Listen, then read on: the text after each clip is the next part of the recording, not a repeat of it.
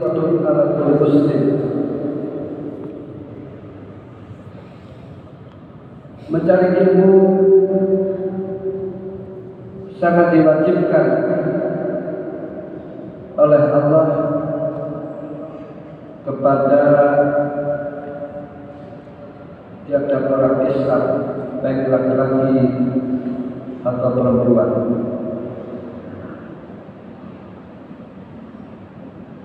Nanti ilmu itu dibagi menjadi dua. Satu, ilmu yang dicari hukumnya fardhu ain, yang mana tiap-tiap pribadi seseorang wajib mengetahui, seperti ilmu bagaimana cara mencucikan najis, ilmu bagaimana cara wudu yang benar, dan tahu perkara yang membatalkan wudu, tahu tentang sholat yang benar, dan tahu perkara yang membatalkan sholat, sebab runtutannya. Bila menampaknya yang najis, maka sholatnya tidak sah. Bila mana wudunya batal, maka sholatnya tidak sah. Ini ilmu yang dipelajari, hukumnya fardhu ain, wajib pada pribadi seseorang. Kedua adalah ilmu yang dipelajari, hukumnya fardhu kifayah. Fardhu kifayah itu satu daerah ada yang satu belajar saja sudah mencukupi. Dan fardhu kifayah ini arahnya untuk kemaslahatan umum, seperti belajar ilmu kesehatan, ilmu kedokteran, itu fardhu kifayah. Sebab kalau tidak ada dokter, maka kehidupan akan timpang. Jadi orang sakit, kalau orang sakit maka kehidupan semuanya akan timpang. Ya seperti saja ketika kita mengalami masa-masa COVID, akan timpang semuanya. Kalau masyarakat sakit, ini kan kehidupan akan timpang, tidak ada keseimbangan, tidak stabil. Ekonomi lumpuh, belajar lumpuh, aktivitas lumpuh. Ini masalah kesehatan. Sehingga dalam Islam, belajar ilmu kedokteran merupakan wajib kifayah. Di antara lagi ilmu yang dipelajari hukumnya fardhu kifayah, fardhu kifayah, yaitu ilmu pertanian.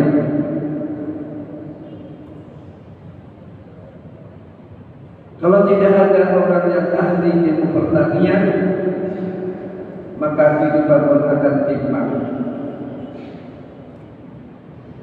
Kita akan direpotkan dengan masalah makan, masalah pangan, beras dan lain-lain.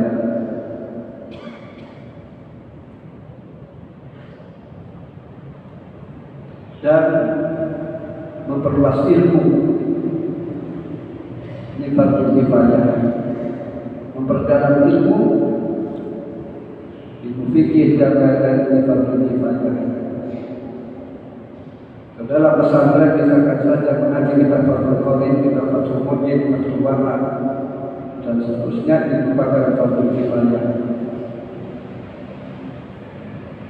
Dan tertibnya, apakah Quran itu fardhu kifayah, dan tertibnya, urutnya atau runtutnya, orang yang menggeluti Orang yang mempelajari ilmu yang hubungannya dengan fardhu kifayah, maka targetnya harus menggugurkan fardhu ain. Ilmu yang dicari, yang dipelajari punya fardhu ain. Targetnya orang yang sibuk mempelajari ilmu yang dicari punya fardhu kifayah, maka targetnya orang harus mengerti tentang ilmu yang hubungannya dipelajari punya fardhu ain.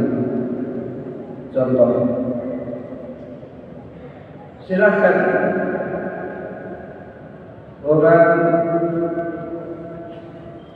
sekolah kedokteran, pertanian, atau kuliah dan lain-lain.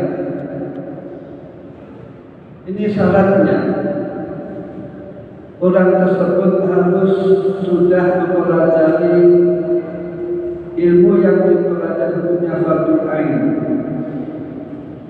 Wudunya bisakah saja. Kita akan menemukan orang wudu kadang tidak benar cara basuh kakinya sembarangan. Wailul lil aqab, kata Rasulullah SAW. Sidatul riqab, sidatul adab yang pedih itu diperuntukkan bagi orang yang membasuh kaki secara serapanan ketika wudu sehingga tidak terbasuh kakinya, sebagian kakinya. Kalau wudunya tidak sah, maka sholatnya tidak sah. Maaf kadang-kadang ada orang yang wudu kukunya ada bedanya. Jadi kadang air kan tidak bisa masuk. Kadang-kadang lagi orang yang wudu masih ada make up-nya. Dikatakan terhalang masuknya air. Ada cerita,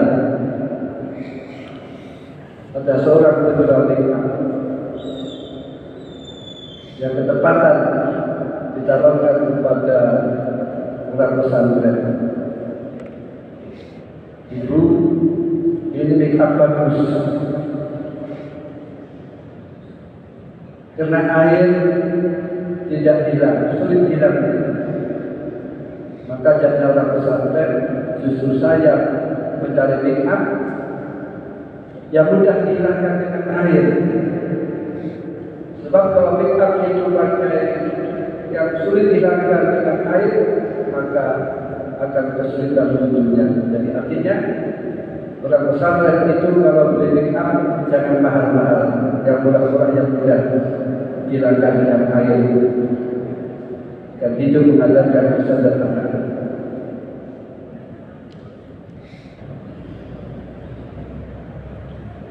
Dan orang mencari ilmu itu untuk menuju kebenaran, benar dalam ibadah,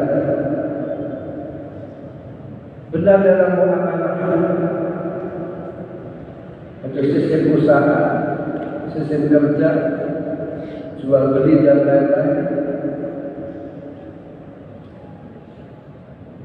Benar dalam segala-galanya, akhlaknya, ucapannya, dalam membina rumah tangga, semuanya kebaikan-kebaikan itu membutuhkan ilmu.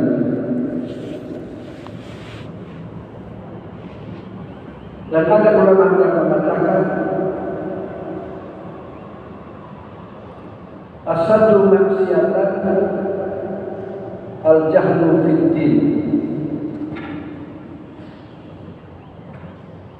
Maksiat yang parah adalah kebodohan dalam ilmu agama. Inilah Islam, mendorong kepada umatnya, mewajibkan kepada umatnya untuk belajar, untuk meningkatkan kualitas pada dirinya. Dan meningkatkan kualitas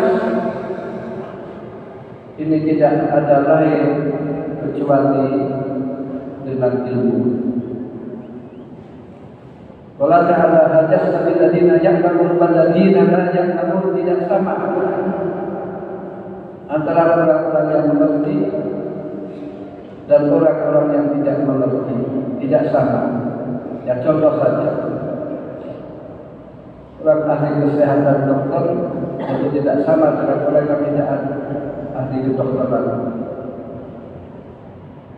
Orang yang ahli pertanian tidak sama dengan orang yang tidak ahli pertanian.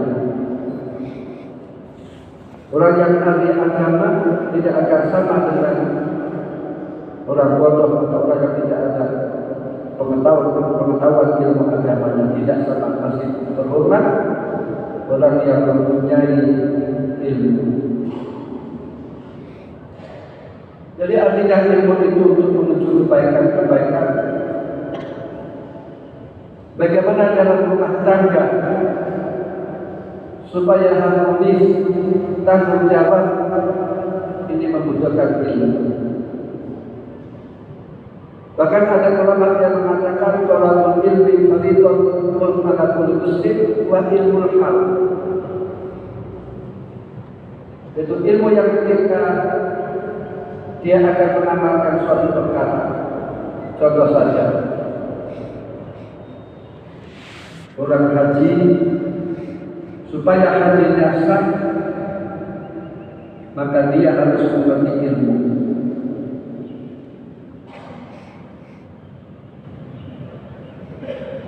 Orang dagang, supaya dagangnya tidak terjerat, tidak melakukan keharaman, maka dia harus mengerti ilmu perdagangan. Contoh saja, yang simpel saja.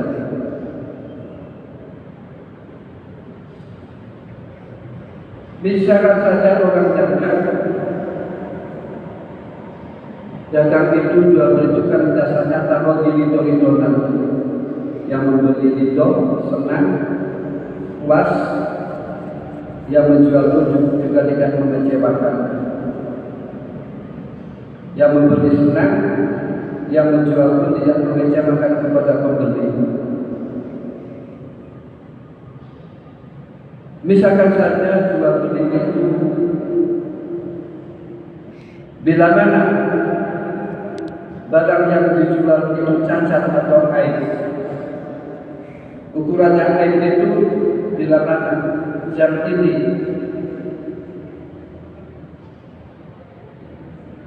ketika cacat,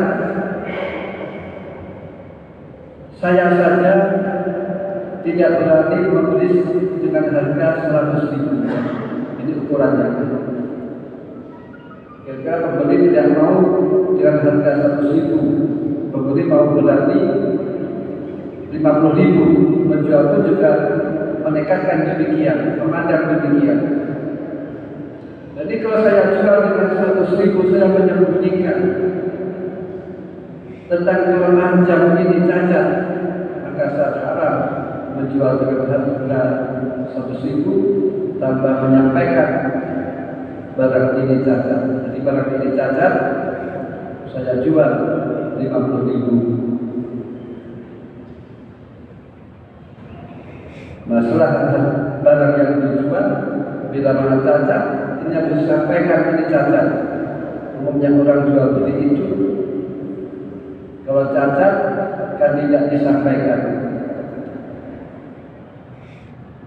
Kalau disampaikan kan khawatir murah. Ada berbadan agama, ma indallah ahaqqu biqaul. Apa di sisi Allah pahala Allah itu supaya lebih diprioritaskan, lebih dicari. Jadi kehidupan itu jangan memandang duniawiah saja, jangan berhenti di situ. Juga jual beli yang diharapkan. Ketika uang itu robek, itu harus kita menyampaikan ini robek. Ketika uang itu palsu, ini aib, ini cacat, tidak boleh untuk transaksi, ini haram. Sebab merugikan yang lain. Agama mengajarkan la darara wa la dirar, Kita tidak boleh memadoroti diri kita, melukai diri kita, dan juga kita tidak boleh melukai atau memadoroti atau berbuat kejelekan kepada orang lain. Ini ajaran agama. Ayat rahimahullah. Dan tentang belajar ilmu itu pahalanya besar. Orang belajar ilmu ini pahalanya besar. Namun yang demikian membutuhkan ditangkap dengan keimanan. Manusia itu karakternya ajalah, bergesa-gesa. Sedikit sekali orang itu yang beriman, yang menerima dengan hati, dengan lapang dada, dengan keyakinan. Ini sedikit sekali. Umumnya manusia itu lebih memprioritaskan hukum karma, lebih takut dengan hukum karma. Hukum karma itu kalau orang berbuat jelek, langsung oleh Allah diambil tindakan di dunia tadi. Hukum karma itu kalau orang berbuat baik, langsung dibalas oleh Allah di dunia. Itu hukum karma. Maka tidak aneh orang yang memahami hukum karma itu, dia lebih memperintahkan hukum karma. Sehingga orang-orang yang dunia demikian karakternya mengabaikan akhirat, mengabaikan pahala Allah di akhirat. Jadi orang mencari ilmu itu pahalanya besar. Tiap satu jangka menghilangkan dosa-dosa. Tiap satu jangka meninggikan derajat. Bahkan ada ulama yang mengatakan orang hadir di majelis ilmi itu lebih baik daripada orang sholat 100 rakaat sholat sunnah. Siapa orang yang kuat? Sholat 100 rakaat siapa yang kuat? Sholat tarawih saja di kebun tidak karuan. Dan mencari ilmu itu ketika hadir itu lebih baik daripada sholat 100 rakaat sholat sunnah.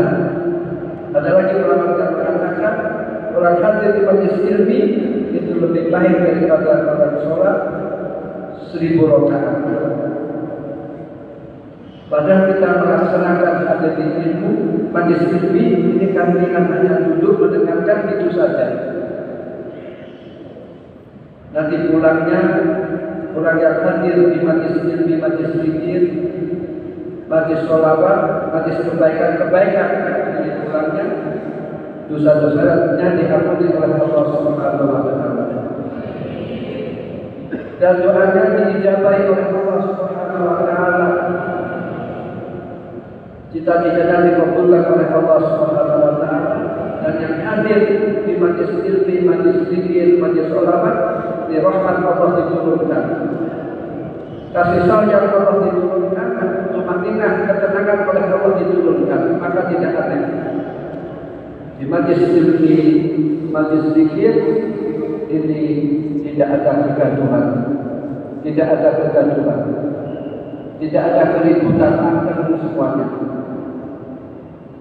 Rahmat Allah diturunkan, tumaninah, ketenangan Allah diturunkan, sakinah diturunkan, mawaddah oleh Allah diturunkan, sehingga kita dengan sekitar kita saling asih, saling sayang, saling perhatian, saling rukun.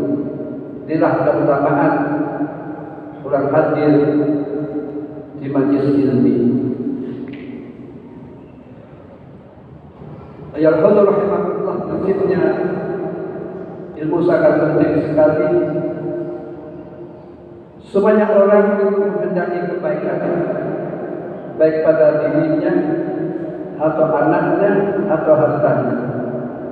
Ini membutuhkan ilmu. Allah memberikan kenikmatan kepada hamba-Nya banyak sekali. Namun sedikit sekali orang yang bersyukur. Wa qalilun min ibadiyas syakur. Sedikit sekali orang yang bersyukur. Padahal semuanya itu dari Allah Subhanahu wa taala. Manusia dijadikan yang menjadikan Allah. Orang diberi nikmat, yang memberi adalah Allah. Orang bisa bersyukur, yang memberi rasa syukur adalah Allah Subhanahu wa taala. Berarti kullu asya min Allah. Segala sesuatu itu dari Allah Subhanahu wa taala. Allah khalaqakum wa ma ta'malun. Allah lah yang menjadikan kamu sekalian, dan Allah lah yang menjadikan penilaian kamu sekalian. Kullu asya, segala sesuatu itu min Allah. Dan nikmat-nikmat Allah itu merupakan alat untuk mendekat kepada Allah Subhanahu wa taala. Nikmat Allah itu suka disyukuri. Syukur itu orang diberi nikmat oleh Allah, dan nikmat itu digunakan dengan sebenarnya untuk mendekat kepada Allah.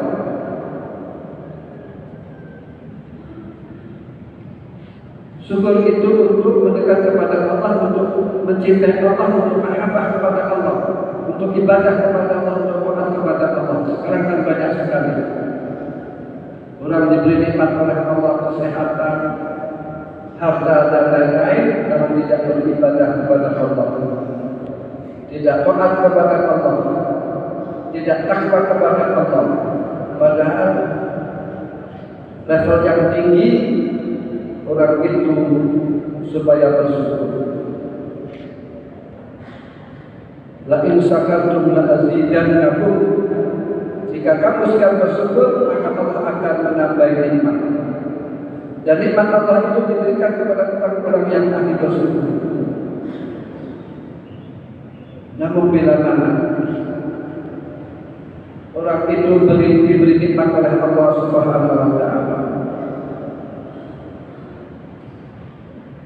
dan nikmat itu dibuat menjauh dari Allah Subhanahu wa taala, jadi tidak doa, jadi tidak ibadah,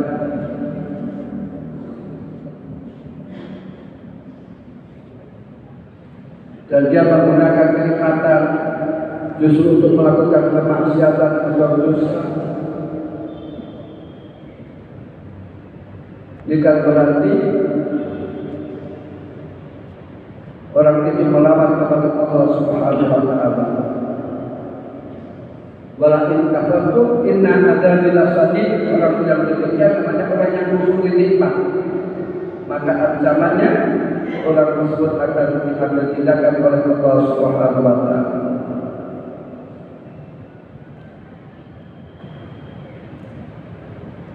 Di dunia saja orang yang demikian, ini hidupnya tidak ada ketenangan. Dia hanya memuaskan hawa nafsunya, hanya menuruti hawa nafsunya. Padahal hawa nafsu itu karakternya tidak akan mungkin terpuaskan. Itu hawa nafsu. Semakin dituruti akan semakin melonjak terus, tidak ada kepuasan. Alhaakumut takatsur hatta zurtumul maqabir. Orang akan menuntut kekayaan, harta dan lain-lain, sehingga orang itu selesai mengejar duniawiah, mengejar harta, memuaskan hawa nafsunya, sampai orang itu mati. Jadi artinya karakter manusia itu selagi hidup umumnya yang dipuaskan adalah hawa nafsunya. Menunggu harta, memuaskan dirinya, padahal hawa nafsu itu karakternya tidak akan mungkin terpuaskan. Ya contoh saja, orang punya mobil satu, mobil kedua. Orang kadang-kadang punya burung satu, ingin burung yang kedua, yang ketiga. Orang ingin ayam atau jagung satu, ingin yang kedua, ketiga, dan seterusnya. Tidak ada puasnya. Ini sifatnya hawa nafsu. Banyak sekali orang yang tergoda oleh hawa nafsunya, sehingga orang yang demikian biasanya abdun nafsi, hambanya nafsu. Hakikatnya orang yang demikian bukan Abdullah, bukan hamba Allah. Padahal kita semuanya hamba Allah.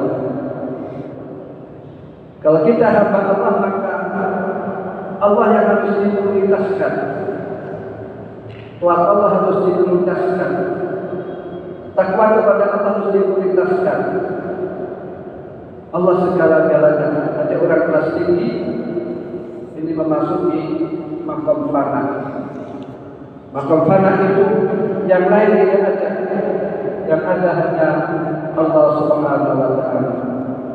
Saya dengan ucapan la ilaha illallah. Tidak ada pangeran kecuali Allah. Ini kalau kelas tinggi, ini hubungannya hanya kepada Allah Subhanahu wa taala. Sehingga orang yang demikian itu hidup di dunia tidak diprioritaskan. Sehingga orang yang demikian, kadang orang awam itu menganggap itu orang yang tidak waras. Ada majnun dan seterusnya. Kita semuanya hamba Allah, maka kita kembali menjadi hamba Allah. Allah Taala, wa ma khalaqtul jinna wal insa illa liya'budun. Tidak saya jadikan jin dan manusia kecuali untuk beribadah kepada Allah Subhanahu wa taala. Karena ibadah itu luas. Maka butuh ilmu di sini. Mana ibadah itu luas. Orang menjaga kebersihan dengan ibadah. Ibadahnya Bapak polisi misalkan menjaga keamanan, ini ibadahnya. Ibadahnya orang dagang menjadi dagang yang baik, yang jujur. Ini besok orang yang dagang yang jujur, yang baik akan dimasukkan di surganya Allah. Sebagai dokter, adalah dokter yang baik. Kita kerja untuk bekal ibadah. Persoalan dunia dalam yang baik, maka itu menjadi akhirat. Orang beli motor untuk pengajian, maka motor itu sebagai sarana untuk beribadah. Al-Fasail bihukmil maqasid. Kalau tujuannya baik, maka lantaran itu baik. Contoh saja, orang ke sawah tujuannya bukan ibadah untuk akhirat, maka dia jalannya ke sawah, maka itu merupakan ibadah. Orang ke pasar tujuannya untuk akhirat, untuk ibadah, untuk nafkahi keluarganya, maka dia ke pasar, ini merupakan ibadah. Jadi mana ibadah itu luas sekali. Kita sebagai hamba Allah. Banyak orang yang akhirnya bukan hamba Allah, padahal dia hamba Allah. Nanti ada istilahnya dalam pesantren itu. Kalau orang suka makan, namanya abdi perut. Hambanya perut diprioritaskan. Kalau orang yang senang dengan rupiah, suka jaga segala-galanya, namanya abdul dinar, bahasa abdul rupiah. Kalau orang yang diprioritaskan tidur, itu namanya abdul qofar, budaknya ketok. Man ahabba sa'an fahuwa abdul. Barang siapa yang mencintai suatu perkara yang berlebih-lebihan, maka dia akan diperbudak oleh perkara tersebut. Contoh, orang senang jagung, senang ayam atau burung. Ini bangun tidur saja dan dicari burungnya, dimandikan. Padahal anaknya tidak dimandikan. Saya pernah pada waktu dulu itu ada sepeda motor Jasiran, saya akan beli. Gak tahunya yang mempunyai sepeda itu, sepedanya dimasukkan di kamar, kunci. banyak hasil. Terus saya lihat, terus apa komentarnya istrinya? Apa komentarnya istrinya? Tentang suami saya itu dengan sepeda luar biasa, memperhatikan sepeda disempeti, tidak keluar, dimasukkan di kamar yang terkunci. Adapun istrinya dan keluarganya terabaikan, tidak diurusi. Inilah man ahabba syai'an fa waqaftuhu. Orang yang mencintai suatu perkara, dia akan diperbudak oleh perkara tersebut. Padahal kita semuanya sebagai hamba Allah, sebagai hamba. Sekian, mudah-mudahan bermanfaat. Al-Fatihah.